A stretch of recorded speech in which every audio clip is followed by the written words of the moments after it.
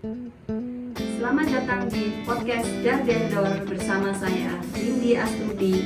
Kunjungi kami di YouTube dan Spotify.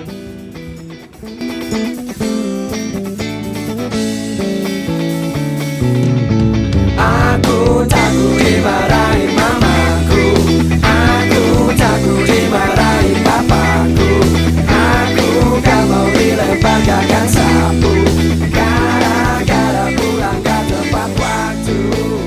Ya, kembali lagi bersama kami di podcast Dardendor. Bersama saya Aris. Saya Rizal dan Dear masih libur izin. Dear Izin bolos. tapi gak kayak surat loh. Iya. Bolos ya bolos. Loro. Alasannya loro dia. Oh, sumber ada ya. Ya wis lah, gak apa-apa Jano. Gak apa-apa wis. Tapi Kan kita sekarang dibantu. dibantu sama Mas siapa? Monggo perkenalkan. Perkenalkan, nama saya Ubi. Oke, Mas Mas B. Ubi. Ya, teman saya ini. Spesial hari ini kita kedatangan seorang narasumber. Siapa Bu? Seorang Monggo. guru, monggo perkenalkan jenengan sinten? Perkenalkan, saya Ringgi Astuti, dipanggil Guru Ringgi. Saya adalah seorang guru SMK Oke. Di Malang dulu ya. di Malang. Di Malang. SMK di Malang ya, guys ya. Jadi memang spesial kita hari ini kita akan membahas Seputar soal dunia pendidikan. Dunia pendidikan. Mulai apa? Dalam tanda kutip goyang lah ya. Oke. Jadi kalau pakai kasus, jadi kita dulu. Pakai sing Memang viral. banyak berita-berita ini ya, simpang ya, berita-berita timpang ya soal guru ini ya. Ya akhirnya guru dipojokkan. Ya, nah tapi ini kita ngobrolnya kayaknya harus EYD nih, karena sama Bu Guru. Oh iya. Kalau nggak EYD, oleh nilai 0. Kok iso sih Pak Dewi moro-moro kate bahas dulu itu?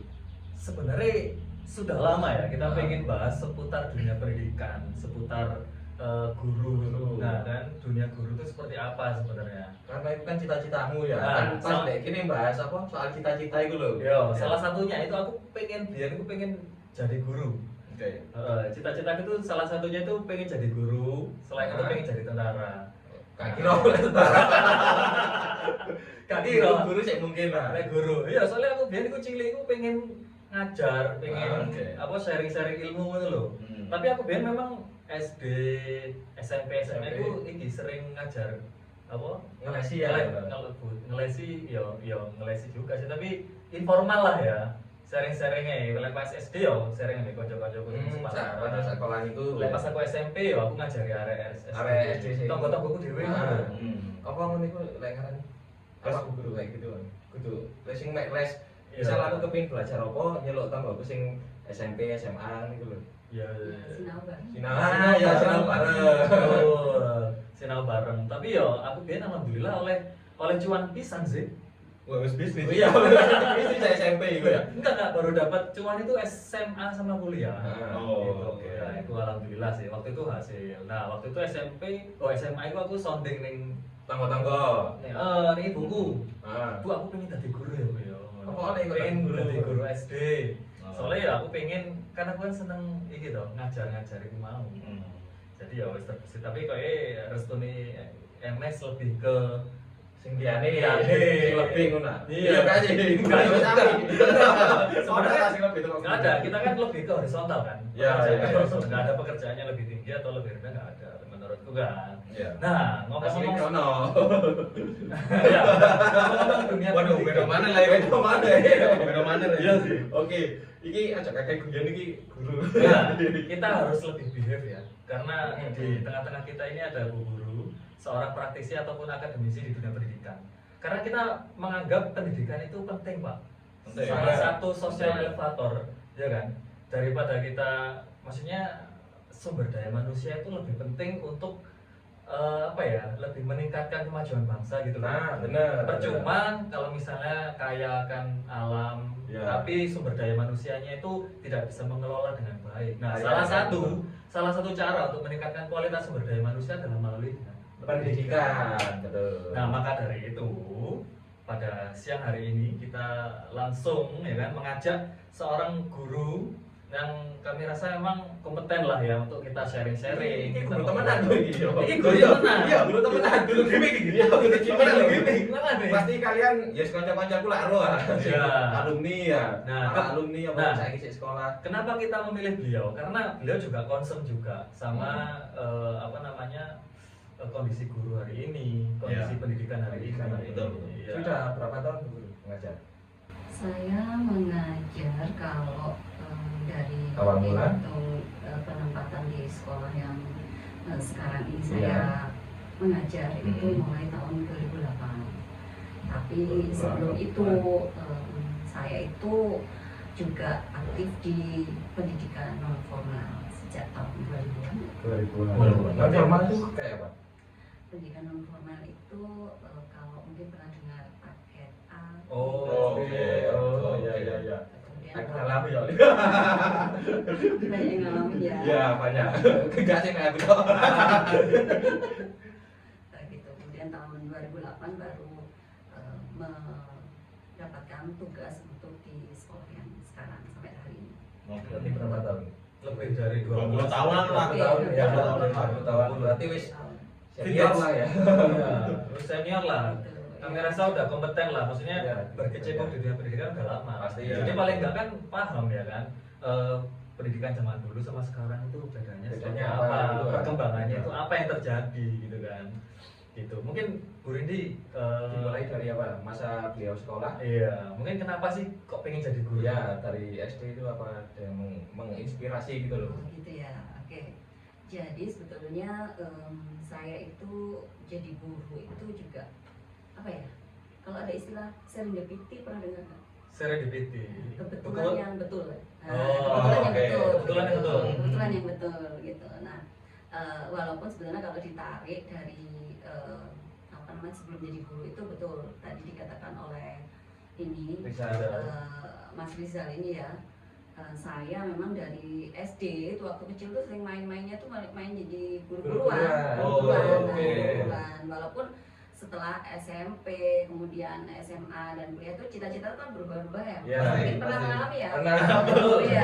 SMP, SMP apa guru? Kepingin jadi apa? SMP tuh pengen jadi politikus. Waduh. Oh, Wah. era siapa itu Ya, dulu? era politikus? siapa ya toh gitu ya. Gitu. Kemudian SMA berubah lagi gitu Artis kan. Korea. Berubah lagi gitu.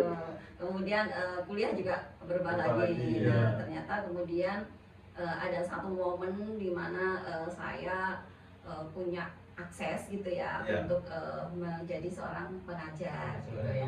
Nah itu dimulai di depan rumah saya sendiri gitu ya. Jadi ada seorang tetangga saya gitu ya. Beliau adalah guru juga. Insya Allah beliau bernama Pak Susanto almarhum ya.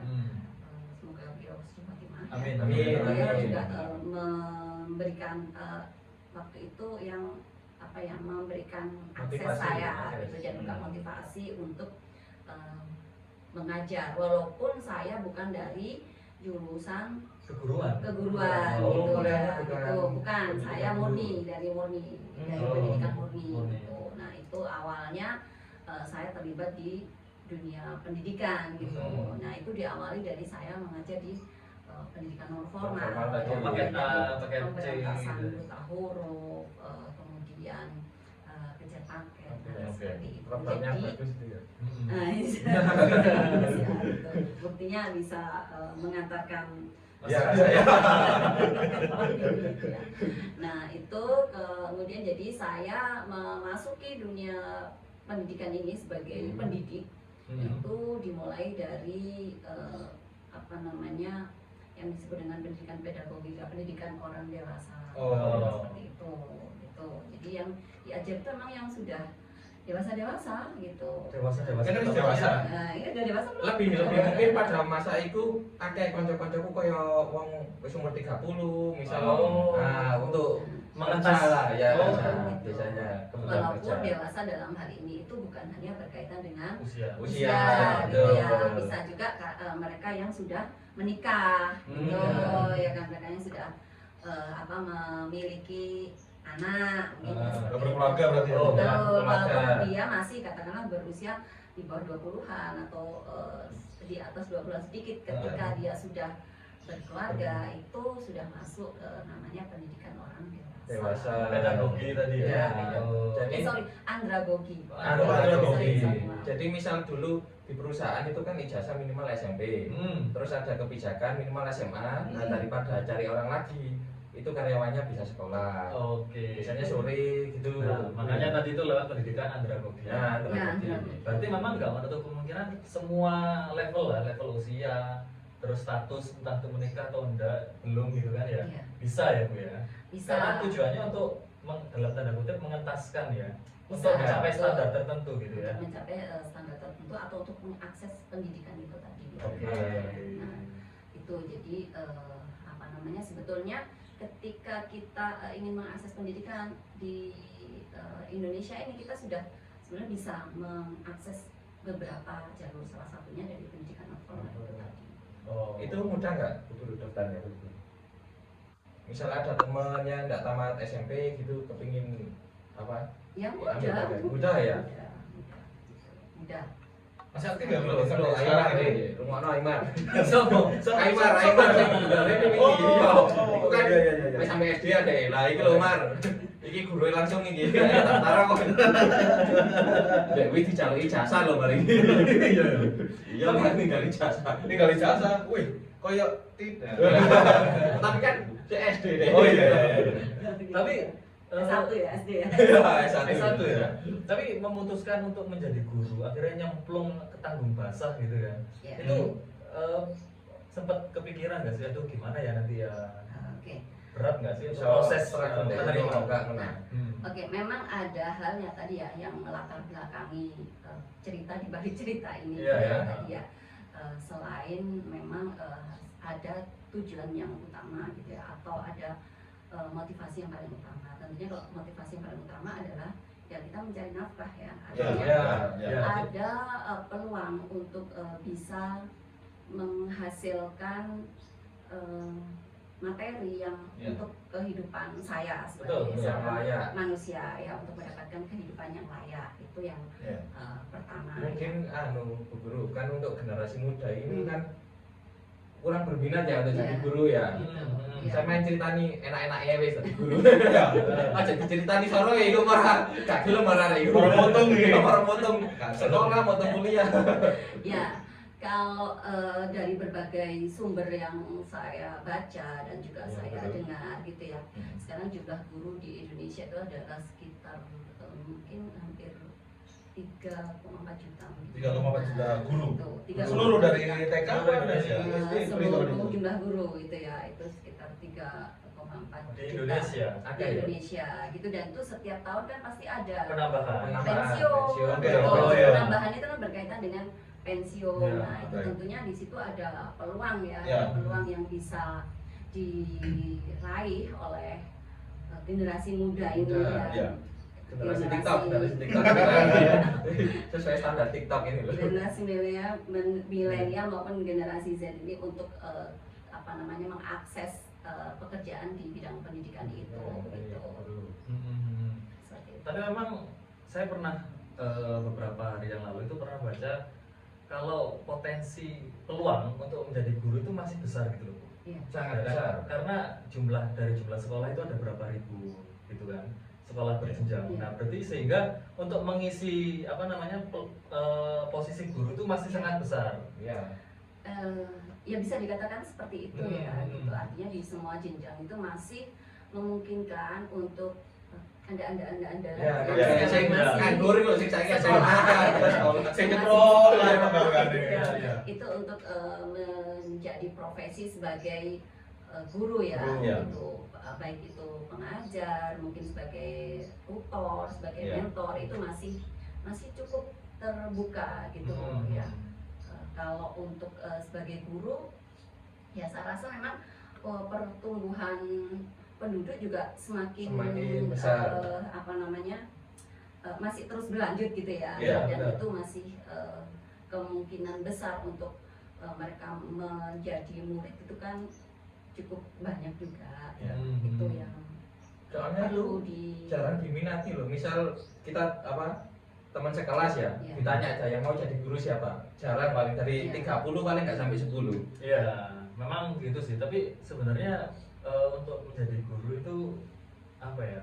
Ya benar sih, pahlawan tanpa tanda jasa. Nah, Iya. itu betul. Ya, Iya. kita bisa jadi sekarang ini ya berkat guru. Berkat guru. Ya, terus Nah. guru sendiri bisa jadi guru kan berkat guru. Berkat guru, Iya. iya. Kita tanya nih gimana Mas Obi? Oh iya. Nah, ini kebetulan Mas Obe ini salah satu muridnya. Ya, fakta ini Mas Obe ini dulu muridnya Bu Guru. Gimana Mas Obi? Gimana Mas Obi? Ya. Anda memandang guru itu seperti Ya, apa? Ya ibarat kayak Gak apa-apa, pisau. masih gurumu sendiri gak apa-apa. Si jujur aja gak apa-apa. Selama saya dulu, saya nggak ngaruh nanti pilihan pun lagi jasa. Tapi rambutku tuh nggak cukup sampai saya ini. Kurang bayar SPP. Koyoke yo. Kalau bagiku sih guru itu ya tempat untuk ya bisa menjadi orang tua ya kan. Pertama sekolah. di lingkungan sekolah kan benar-benar mendidik kita sebagai murid di bidang karakternya lah, lebih tepatnya itu. Kalau pelajaran kan ya anggap aja kalau sekarang kan mungkin yang pakai matematika mungkin ya, Ya. kehidupan Ya. dan sebenarnya aspek-aspek kayak tata krama, terus apa attitude pokoknya di situ Itu minusnya saiki kan. Ya memang, ya memang fenomena hari ini memang terdapat pergeseran ya antara apa namanya kondisi zaman dulu sama sekarang ya kan. Kalau zaman sekarang kan mungkin anak akan lebih berani speak up. Nah, Ya.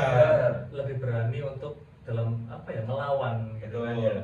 Makanya kenapa jadi seorang guru itu berat, nggak hanya soal profit ya, Iya. karena harus dimulai dari hati ya nggak sih. Gini ya. Jadi tadi saya kembali ke jawabannya Mas Oke. Obi ini yang beberapa 12 tahun yang lalu 12 tahun ya. lalu. 12 tahun yang lalu Siap. ada- Suwe ya ternyata ya. ketemu lagi sama Beliau dia. saya yang luar biasa, beliau sebagai murid ya, ketua kelas, kemudian contoh bagi teman-temannya luar biasa. Luar biasa. Nah, kalau kita tadi dari pernyataannya Mas Obri bahwa guru itu adalah sosok yang mampu memberi motivasi dan juga memberi Betul. dorongan Ya. ya, gitu. Nah, gini, jadi menjadi sosok seorang guru itu memang yang pertama agar muridnya jadi seperti Mas OB ini gitu, guru Nah. itu harus bisa menjamin suatu penyelenggaraan pembelajaran yang menyenangkan. Ya. Ya, jadi betul. bagaimana caranya guru itu mengatur strategi di kelas ya untuk murid itu betah, kemudian merasa itu rumahnya, merasa dengan tadi kayak disebutkan Mas Obi tadi adalah orang tuanya Ya. gitu ya, dan itu memang membutuhkan yang namanya penguasaan kelas, kemudian guru itu juga harus menguasai apa namanya kalau untuk usia sekolah itu namanya pedagogi ya. Kalau tadi yang pendidikan orang dewasa itu adalah andragogi, kalau pendidikan usia sekolah ini namanya pedagogi gitu ya. Bagaimana cara menangani murid yang ada di kelas yang tidak hanya satu jumlahnya gitu ya. Iya, betul. Bisa lebih dari 20 Ya, gitu, dan bisa 20 40 anak ini punya karakter yang Berbeda-beda. berbeda-beda gitu Iya. lah ya. Ada macam-macam gitu ya. Ada yang leadershipnya kuat seperti Nah, Mas seperti Obi Mas Obi. ini, atau ada misalkan kayak Atau Mas betul. Risa yang apa namanya Selengean. mungkin punya Rebel. iya rebel gitu ya gitu, atau punya seperti Mas Mas Aris yang Aris. intelektualnya Wih. cukup tinggi gitu ya. Enggak sedengan asli. Pas-pasan. Lombok loro sedangkan Itu berarti. ya. Cukup. Oke.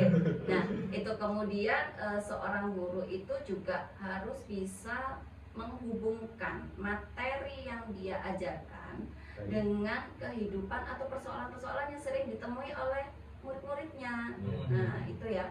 Itu yang bisa akhirnya murid itu memahami setiap persoalan yang dihadapinya itu bisa dipahami, kemudian dicari solusinya dengan informasi atau ilmu yang dia dapatkan dari proses pembelajaran di Kelas. Tuh. Ya. Bagaimana Mas Obi? Ya. Nah, Mas Obe ini termasuk salah satu muridnya Bu Guru yang sukses rek. Amin. Iya. Amin. Ngomong sak Malang ku pasti ru. Lek nama Mas Obe gak ru, tapi nang usahae pasti ru. Ya. Kalau skill sih Siap. kok. Off the record ya, nanti kita di belakang Iya, layar. belakang layar ae. Waduh, iki oleh suka pisan. Oh, tuh. Anu. Asa ini. Tapi ini loh, mendengar pemaparannya Bu Rini Bu tadi Guru, ya. saya rasa berat juga ya jadi guru ya. Maksudnya Berat, gini loh, berat. kita sekarang itu tujuannya memang untuk mempersuasi supaya generasi sekarang ini jangan segan, ya kan, jangan ragu untuk mau menjadi guru. Iya, Betul gitu kan ya. Tapi bukan berarti kita akan memberikan yang enak-enak kok gitu loh. Karena jadi guru itu juga nggak hanya soal profit tadi loh. Nah sekarang loh ya, bayangin berapa banyak murid, ya kan? Berapa banyak siswa yang harus dimengerti dengan berbagai macam karakter. Padahal tugasnya guru itu cuma apa? Misalnya nih guru Iya. matematika, Ya. ya udah standarnya matematika nilainya 8 selesai. Enggak cuma itu, ya kan ya Bu ya. Harus mempelajari psikologisnya gimana, karakternya gimana. Iya. Enggak cuma soal mata pelajaran, tapi attitude-nya seperti apa. Nah, itu Nah, itu seperti- berat. Makanya kenapa tadi kita bilang kan kalau jadi guru itu harus dari hati. Ya enggak apa-apa Ibu apa? Tapi itu sangat mulia kendala sekali. itu loh. Iya. Tadi takokno kabeh nang Bu Guru kok kayak solusi. Nah, seperti itu. Gimana? Iya, mungkin dari apa namanya yang disampaikan oleh Mas Aris Aris. tadi ya, jadi guru itu berat gitu ya. Iya. Tugasnya bukan hanya mengajar gitu, tapi Iya. ada mendidik gitu ya. Betul. Nah, itu yang paling berat itu mungkin di mendidiknya itu. Nah, jadi gini, ada satu buku yang saya baca itu ditulis oleh rekan saya. Beliau adalah seorang guru berprestasi dari Surabaya, namanya Bapak Najib ya. Nah itu dia menulis buku yang berjudul Guru yang Berhati Guru.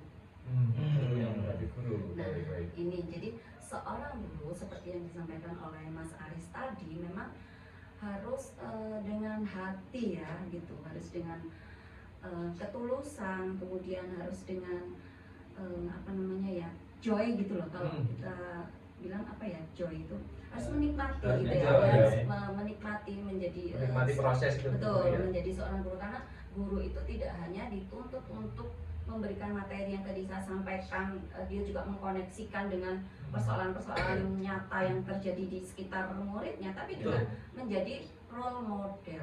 Nah, itu karena kalau murid sekarang ya Gen Z ini Ya, Gen Z ini ya, kita penting sebut itu aja jahit, Gen Bang. Z Ya. ini apa namanya, guru itu harus bisa juga memberi contoh tidak hanya dalam ucapan tapi juga dalam tindakan. Tindakan. Nah, itu yang servis berarti juga ya Bu ya. betul ya, Nah. artinya itu tidak hanya sebatas guru itu menyampaikan statement-statement atau apa ya, sekarang statement itu kuat-kuat gitu Kuat, ya, ya, tidak kuat. hanya Quotes mutiara. tidak hanya Udah nggak motivation kemana, saja, DPR gitu itu ya, ya. gitu. Tapi juga tercermin di dalam perilakunya gitu Iya, ya. baik, Nah, Bu Guru. seperti itu. Untuk kendala rata-rata itu apa Bu Guru sekarang Bu Guru? Kalau bedanya sama zamannya Mas Obe? Tantangannya Ya, tantangannya. Mungkin Tantangan ini ya, sebagai guru ya. perilaku murid zaman dulu sama Kan sekarang. jelas Terus berbeda. bagaimana guru kalau mendidik zaman dulu sama zaman sekarang? Nah, itu. Perbedaannya apa sih yang mendasar itu ya kan? Lah aku biyen masih nuwakal ya wis. Anggap ae rokokan di Joko. Iya. Apa wis mabuk lah ya. Ya. Mlebu kelas ana guru ya anteng ya iku. Loh nganteng Bos. Iya, anteng. Ngene ta aku tahu. Ya, sedih banget. Iya, apa ya? Gue istirahat targeti apa gelut ngono ya. Mlebu kelas nang guru. Hormat Iya. aku. Sama. Aku Sama juga kan? gitu kan. Takut, bener-bener takut. Takut. Sampai Bukan takut sih, lebih ke iki wong tuwek awak dhewe. Ya, iya, iya. Gak perlu dikandani wis ngono. Sebadal-badalnya anak waktu itu Nah. ya kan, itu sangat segan. Hormat Iya, sama sangat guru. segan kan pasti ke Iya, semua iya, guru. kan. Tapi kayaknya dengan berita-berita yang terjadi hari ini Sekarang, kayaknya kan? berbeda. Nah, Gimana Bu tanggapannya Bu? Jadi gini ya, memang tantangan guru itu setiap generasi generasi berbeda. atau setiap saat itu mengalami perubahan ya. Kita tarik sedikit ya, apa namanya, sesuai dengan yang disampaikan oleh Bapak Pendidikan Ki Hajar, Indonesia. ya. Siapa? Ayo. Yang Iya, sekarang. Dewantono. Yang sekarang apa yang Oh, sekarang menteri yo. Astagfirullah. Bukan Bapak Pendidikan lah ya. Ki Hajar Dewantono. Ki Hajar Iya. Dewantono ya kan. Masih ingat? Ayo apa slogannya enggak sosong tulodo mati ya. Ya tut muri ada ya. yang dia mangan kaso mangan kaso tut muri Nah, itu sing ngari le. Lho iku mah apa? Nah, iku mah sing ngari. kayaknya lecet sempat aku sih menang gitu. Wah iya lah, kan ini siswa berprestasi. Iki arek nakal tapi pinter ngono nek aku yo. Ora wae. Lanjut. Lanjut. Gini ya, sebelum nanti kita ke tantangan apa yang dihadapi, jadi Ya, memang baik. seperti yang disampaikan oleh Ki Hajar Dewantoro bahwa seorang guru itu memang harus memahami yang atau mengajar murid itu sesuai dengan kodratnya, gitu ya. Ada yang namanya kodrat keadaan dan juga ada namanya kodrat zaman. Betul. Kodrat keadaan itu berkaitan dengan lingkungan murid itu dilahirkan, latar belakangnya Seperti dia, apa? ya seperti apa gitu Itu jadi misalkan. mempengaruhi kepribadian murid. Mempengaruhi bagaimana cara guru itu mengajar dan bagaimana guru itu mempersiapkan proses pembelajaran. Misalkan guru kalau Mas Obre ini kan berasal dari mayoritas dari daerah mana, jadi seperti apa. Guru kan siswa teladan kan ini. betul, guru kan mempunyai assessment ya, mempunyai data gitu lah tentang murid itu. Betul. Bagaimana nanti pembelajaran itu disampaikan. Gitu. Kalau misalkan muridnya mayoritas Mas Ubri dari daerah Malang Selatan, Kota. nah gitu Kota. kan, kita kan Pengaruh. Malang coret pengaruh ya. Pengaruh ya. artinya guru itu tidak akan mengambil suatu contoh atau suatu studi kasus di dalam pembelajarannya itu, misalkan yang dari daerah mana di suatu wilayah di Bangladesh gitu kan, ya bingung juga gitu kan, gimana ya membayangkannya ya, dia akan murid itu akan sulit untuk memvisualisasikan apa yang disampaikan oleh guru gitu. Kemudian sesuai dengan kodrat zaman gitu. Kalau sekarang kan belajar itu begitu mudahnya dengan adanya AI dan juga perkembangan teknologi yang kita kenal dengan era 4.0 ini kan ya, 4.0 ini. Nah itu juga guru harus memahami gitu ya, bagaimana kita menyajikan pembelajaran itu bisa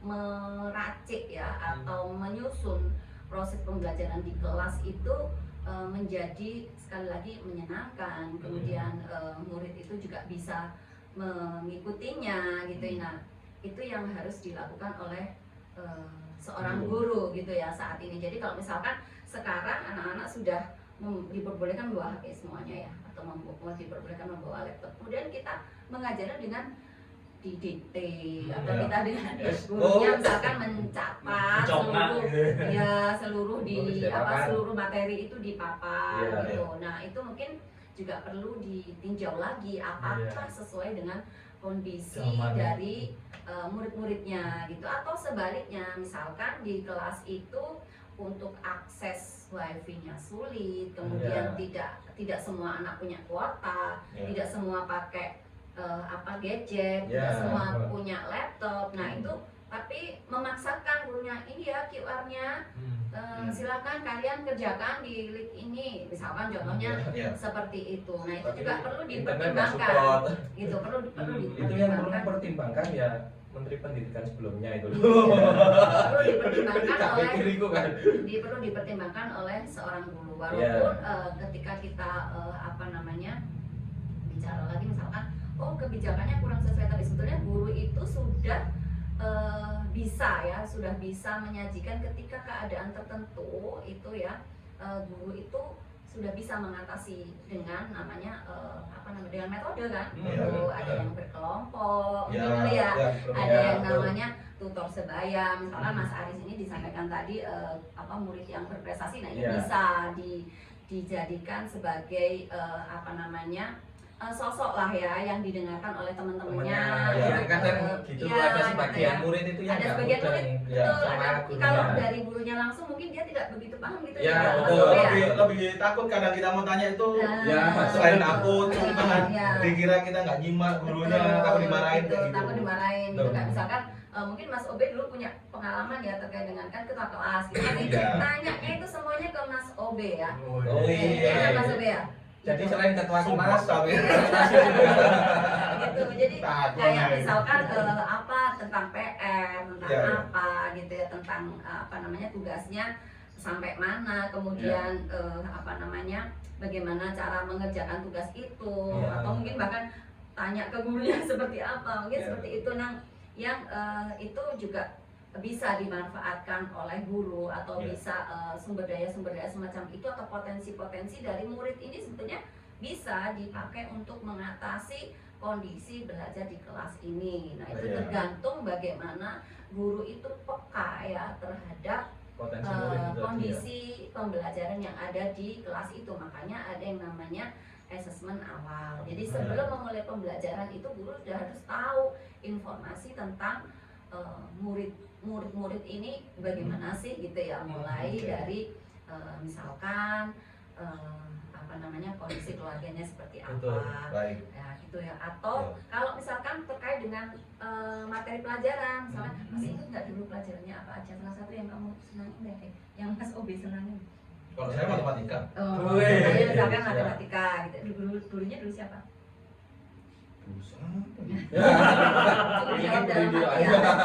Dijawab dalam hati saja ya. Soalnya Mas Obi ini termasuk teliti, pintar apa ngitung, disiplin. Gimana caranya menjadikan manusia seperti Mas Obi ini?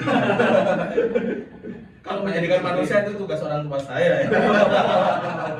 Sebenarnya kalau masalah disiplin itu kan balik dari lingkungan keluarga, dari ring satu kita ya. Nah, seperti apa didikannya, terus diperkuat lagi di sekolah seperti itu sebenarnya. Gitu dengan peraturan-peraturan yang dibuat sama pihak sekolah, terus ditekankan lagi dari pihak guru, ya kayak gitu sih mungkin. Nah, itu jadi apa namanya seorang guru itu harus juga bisa mengetahui gitu ya, pengetahuan awal seorang murid seperti tadi. Oh ya, ternyata Mas Obi ini sudah paham matematika tentang sampai di sini gitu kan ya.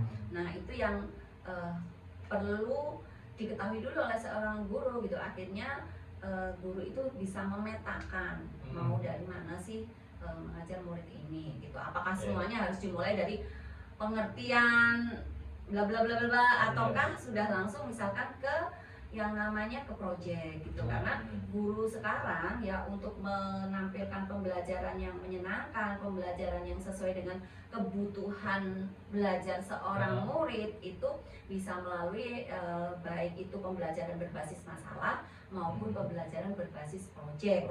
Karena dengan kegiatan pembelajaran yang seperti ini itu akan memperkuat pengetahuan murid gitu ya. Jadi pengetahuannya itu tidak hanya sekedar apa ya dulu kalau menghafal ya. Kalau ingat ya matematika dulu kan hafal satu itu dihafal gitu ya. Dihafal. Kemudian mungkin ada nama-nama menteri, susunan menteri, itu kita hafalkan semuanya. Nah, kalau memang hafalan, memang belajar itu pengulangan, diulang nanti akan bisa. Cuman itu tidak akan menjamin pengetahuan itu akan melekat gitu apa ya, artinya akan terinternalisasi, itu tidak akan menjamin. Nah, kemudian apa namanya ada juga murid itu harus ilmu itu harus diikat gitu kan ya, diikatnya melalui mencatat gitu kan ya. Kadang kita membuat apa ya dulu ya sama guru disuruh membuat singkatan yang kita itu kita pahami sendiri gitu. Makanya dulu kan mungkin kalau dulu waktu sekolah disuruh apa, sudah kamu sekarang kamu catat sesuai dengan pengertianmu sendiri gitu ya. Coba kamu jelaskan sesuai dengan kamu tulis sesuai dengan pengertianmu sendiri gitu kan ya. Nah, itu adalah upaya guru untuk mengikat ilmu pengetahuan ini gitu. Nah, kemudian apa namanya ilmu ini atau pengetahuan ini akan semakin kuat kalau murid itu diarahkan untuk mengelaborasi pengetahuan ini gitu ya, tadi menghubungkan antara pengetahuan yang dia peroleh dengan kehidupan nyata, dengan masalah yang dia hadapi, dengan dia mencoba untuk menerapkan ke dalam proyeknya itu tadi, atau di dalam memecahkan masalah yang disampaikan oleh guru tadi di dalam pembelajaran, kemudian dia mempresentasikannya ya, mencoba menjelaskannya kepada teman-temannya yang lain, itulah yang akan membuat ilmu itu atau informasi yang diterima itu betul-betul tertanam gitu ya. Nah, untuk melatih hal itu gimana Bu Guru? Misal Bu Guru menjelaskan ada 20 poin gitu ya. Murid kan paling nggak sampai 10 yang dia hafal. Ya caranya itu tadi melalui pembelajaran berbasis masalah masalah sama maupun project. berbasis project. Coba ulangi dari awal Bu Rida tadi ngomong. Aku lo dewe kan tidak Bu Guru sih, Gitu. lo ceramah. Ya. Misal yang ngasih ceramah ngasih 10 poin gitu ya. Ya. Bu Guru itu bisa nulis lagi apa yang disampaikan. Sementara aku paling maksimal 2. Nah, namun faktanya dalam satu kelas, Iya. ya semua murid itu memiliki penyerapan yang sama. Nah, ya. itu Makanya maksudnya itu semakin berat tugas guru, ya kan? Nah, Tapi ya itu tadi. kata ulangi mana kan nggak mungkin ya. Nah, benar. Nah, Ya. itu tadi tantangan itu sudah terjawab kan Hmm. oleh Ya apa kita di dalam bertiga ini. Diskusi ini. pembicaraan diskusi Ya. ini tadi. Artinya tantangan itu memang sekali lagi saya katakan setiap saat itu berkembang gitu ya. Ya. Itu namun mungkin satu hal yang perlu kita pahami, tantangan itu adalah muncul dari adanya perubahan-perubahan itu tadi ya, perubahan sosial, Ya. kemudian perkembangan teknologi ya. Nah, memang akhirnya orang tua yang juga sangat penting gitu di dalam proses pembelajaran seorang anak gitu ya. Pada punya anak. Ya. Oke, Bu. Boleh kasih saran? Aku takut dimarahi mama. Saya ini